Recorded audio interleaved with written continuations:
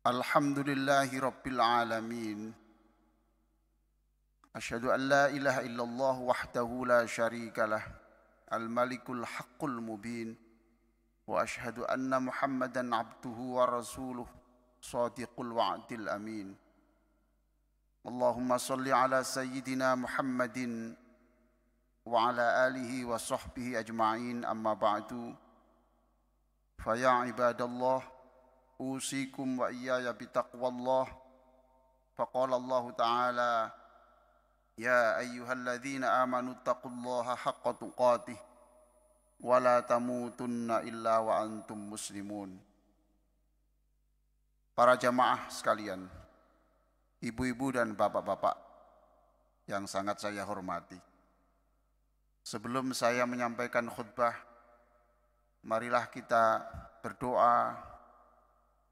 Mudah-mudahan siapapun yang merintis masjid ini ataupun yang pernah berkeringat untuk mengurus masjid ini, lebih-lebih yang sudah kembali ke hadirat Allah, hari ini bisa ikut merasakan nikmatnya ibadah seperti yang kita rasakan pada siang hari ini.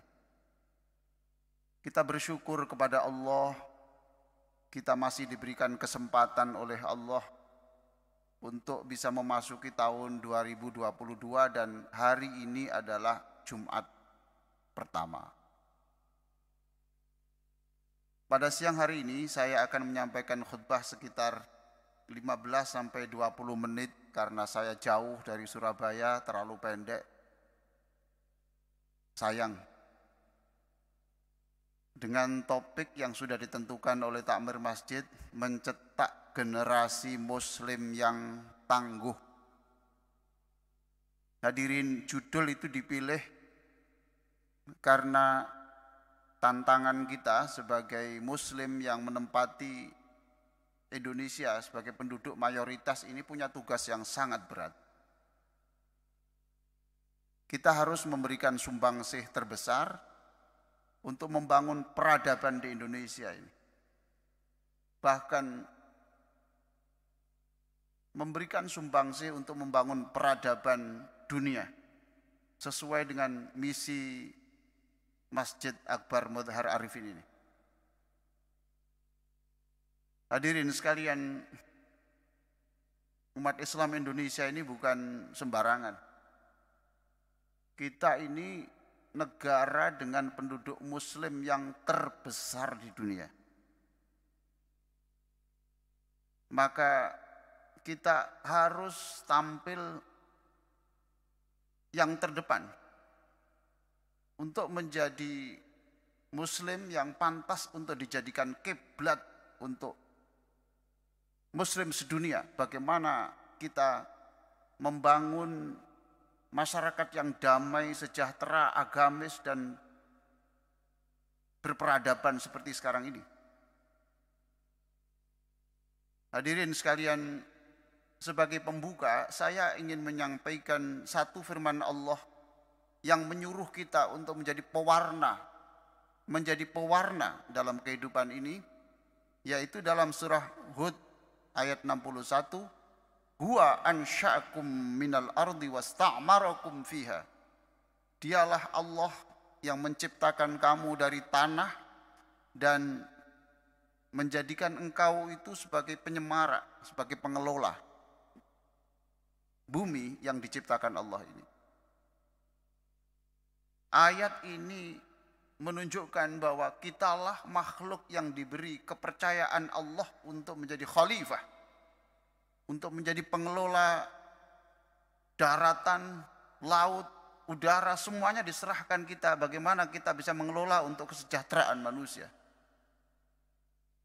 Oleh karena itu, kita umat Islam harus menjadi subjek, jangan menjadi objek. Kita harus menjadi orang yang di depan, bukan orang yang di belakang. Oleh karena itu, dalam soal ekonomi, kita berharap kita terdepan. Dalam soal politik, semuanya. Bahkan kalau bisa kita ini merebut kekuasaan dari tingkat RT sampai negara, kekuasaan tertinggi negara dengan cara-cara yang konstitusional dan akhlakul karimah. Apa sebab? Sebab Umar bin Khattab pernah mengatakan, Innallaha yaza'u bis sultan ma la yaza'u bil Qur'an. Sesungguhnya Allah merubah keadaan itu dengan kekuasaan, sesuatu yang tidak bisa dirubah hanya dengan pengajaran Al-Quran. Hadirin sekalian, lalu apa yang harus kita lakukan supaya kita bisa mencetak generasi muslim yang tangguh, yang unggul? Paling tidak ada 3 kriteria muslim yang tangguh itu. 1, jasmani dan rohaninya sehat. Yang kedua, menguasai ilmu pengetahuan dan teknologi. Dan yang ketiga, berakhlak mulia. Hadirin sekalian, supaya generasi yang akan datang itu cerdas dan sehat, kita harus menyiapkan mereka ini gizi yang cukup sesuai dengan standar yang ditentukan oleh kesehatan. Makanan yang kita sediakan setiap hari Jumat ini bagian dari usaha bagaimana kita memberikan gizi yang terbaik supaya mereka sehat. Lingkungan, masjid, sekolah, kantor, semuanya harus mengedepankan tentang kesehatan ini. Masjid ini harus memberikan sumbangsi kesehatan. Jangan hanya memperhatikan kesehatan pada saat pandemi, tetapi di luar pandemi pun harus kita perhatikan soal kesehatan jamaah. Oleh karena itu, pengaturan waktu kerja bapak-bapak sekalian, pengaturan pola makan, olahraga, itu kegiatan-kegiatan yang berpahala besar. Karena orang yang sakit-sakitan itu tidak akan bisa berbuat banyak untuk negara, tidak bisa berbuat banyak untuk masyarakat. Saya doakan melalui mimbar ini mudah-mudahan seluruh yang hadir dan keluarganya lebih sehat dan disembuhkan dari seluruh penyakit oleh Allah. Mengapa dulu Allah mengangkat Talut sebagai raja untuk Bani Israel? Dijawab oleh Allah di dalam surah Al-Baqarah 247. Innallaha astafahu alaikum wa zadahu bastatan fil ilmi wal jism.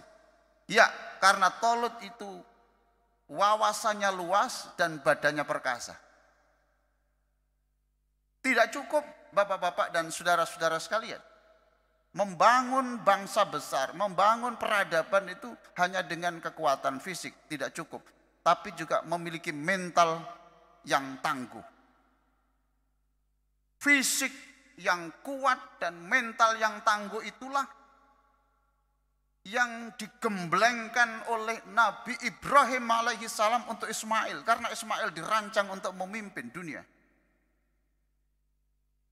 Kita ingat bagaimana Ismail yang masih bayi ditinggalkan bersama sang ibu di padang pasir yang kering kerontang, jauh dari sumber air, jauh dari tumbuh-tumbuhan, tidak seperti pegunungan-pegunungan atau lembah-lembah di Indonesia ini. Mengapa Nabi Ibrahim tega meninggalkan bayi dan ibunya di tempat yang seperti itu? Tidak lain supaya fisiknya kuat melawan alam. Yang kedua, supaya mentalnya mental baja, badannya perkasa, mandiri dan tidak mudah menyerah. Kisah itu diceritakan Allah dalam surat Ibrahim ayat 37. Bapak, Ibu dan saudara-saudara sekalian, kalau kita ingin berbicara soal ketangguhan, kita ini punya tokoh revolusioner dalam sejarah Indonesia ini, namanya Tan Malaka. Tan Malaka yang pernah bernama Ilyas Hussein. Hadirin sekalian, beliau inilah yang dalam pembuangan, karena paling ditakuti Belanda, menyusun sekian puluh buku yang sangat berbobot. Luar biasa. Dan salah satu kata yang memotivasi orang Indonesia supaya bangkit adalah kata-kata ini. Tolong diingat. Pesannya adalah terbentur, terbentur, terbentur, terbentuk. Terbentur, terbentur, terbentuk. Artinya apa? Kalau bikin usaha, kalau perjuangan, mengalami benturan satu, jangan kemudian mundur. Tidak apa-apa, nanti ada benturan lagi, tidak apa-apa. Benturan ketiga, tidak apa-apa. 100 benturan, tidak apa-apa. Nanti lama-lama akan terbentuk mental kita, terbentuk republik kita. Dan akhirnya betul, republik ini bisa berdiri, yang di antara lain digagas oleh Tan Malaka itu bisa menjadi betul-betul republik yang kita cintai sekarang ini. Mengapa anak-anak kita, anak-anak milenial ini cengeng, mudah menyerah? Ya, karena kita sebagai orang tua lebih banyak memanjakan daripada memberi tantangan. Lebih banyak kita ini memberi kesenangan, memanjakan daripada memberi tantangan. Jamaah Masjid Akbar Mudhar Arifin yang sangat saya hormati. Yang kedua adalah iptek. Anak-anak kita harus bisa menguasai sains dan teknologi. Oleh karena itu, negara harus hadir menyiapkan, memfasilitasi bagaimana bisa tumbuh orang-orang yang mencintai ilmu. Keluarga kita, bapak-bapak dan saudara sekalian, jangan hanya menganggarkan untuk makan, minum, kendaraan, rumah, tapi lupa untuk menganggarkan supaya anaknya ini adalah anak yang bisa menguasai sains dan teknologi. Hadirin sekalian, alhamdulillah, Undang-Undang Dasar negara kita ini sudah benar mencantumkan 20% anggaran adalah untuk pendidikan. Kita senang, tapi kalau kita melihat anggaran untuk riset, kita sedih. Mengapa? Sebab anggaran Indonesia ini untuk penelitian hanya 0,31. Sekarang kita bandingkan dengan 5 negara yang memiliki dana terbesar untuk riset. Dan bapak-bapak, dan jangan kaget, ternyata nomor 1 di dunia yang memiliki anggaran besar untuk riset penelitian itu adalah Israel. Menurut catatan Wikipedia tahun 2020, Israel itu menganggarkan 4,3%. Kita 0,3. Disusun oleh Korea Selatan 4,29, Swedia 3,16, Jepang 3,14, Taiwan 3,1. Tapi kita diajari bersyukur, ya bersyukur saja. Sebab Arab Saudi masih 0,25, Kuwait masih 0,30. Subhanallah, bapak-bapak dan saudara sekalian, Al-Quran berbicara yang sangat tegas. Bagaimana bedanya orang punya ilmu dan tidak punya ilmu. Qul hal yastawil ladzina ya'lamuna wal ladzina la ya'lamun, innama yatadzakkaru ulul albab. Maksudnya adalah, apakah orang yang berilmu itu sama perannya dengan orang-orang yang tidak punya ilmu? Wah, tidak akan sama. Al-Quran tidak menjawab. Al-Quran hanya bertanya dan tidak menjawab. Kenapa? Karena Quran ini diturunkan kepada orang-orang yang cerdas. Maka tanpa diajari Quran sudah bisa menjawab. Pasti beda. Jadi kita ini sudah dinobatkan Allah sebagai orang-orang yang cerdas. Terakhir, generasi yang unggul itu tidak hanya kuat fisiknya, kuat mentalnya, penguasaan ipteknya, tapi akhlaknya, iman, akhlak dan takwanya ini, bapak-bapak dan saudara sekalian. Oleh karena itu kita harus tampil menjadi orang yang patut diteladani. Pengajaran tentang kebaikan sudah diajarkan banyak orang. Tetapi keteladanan inilah yang sedang krisis di dalam semua lini kehidupan. Kita tahun ini harus tampil menjadi teladan. Dan tidak main-main Al-Quran dalam Al-Furqan ayat 74, doa yang sering kita baca. Rabbana hablana min azwajina wa dzurriyyatina qurrata a'yun waj'alna lil muttaqina imama. Wahai Allah, jadikan kami, pasangan hidup kami, anak-anak kami yang menyenangkan kami, dan jadikan anak-anak kami semua itu adalah lil muttaqina imama, menjadi pemimpinnya, menjadi tauladannya, bukan untuk orang sembarang orang, untuk teladannya orang-orang yang bertakwa. Tidak hanya kita minta menjadi orang bertakwa, tapi teladannya orang-orang yang bertakwa.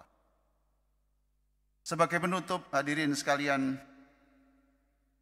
untuk membangun generasi yang muslim dan cerdas itu bukan tugas pemerintah semata, bukan tugas takmir masjid belaka, bukan tugas sekolah saja, bukan tugas majelis ulama saja, tapi tanggung jawab kita semuanya.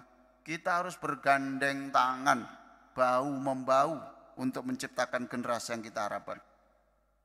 Apakah terlambat? Tidak ada kata terlambat. Andaikan terlambat pun, late is better than never. Terlambat itu lebih baik daripada tidak. Apakah itu mungkin? Pepatah Arab mengatakan, al-mustahilu sokhratun solbah tatakassaru tahta dorobatil azimah.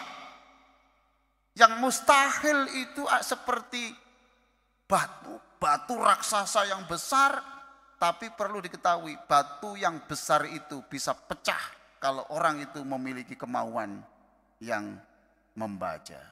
Aqulu qouli hadza wa astaghfirullah li wa lakum wastaghfiru innahu wal ghafurur rahim.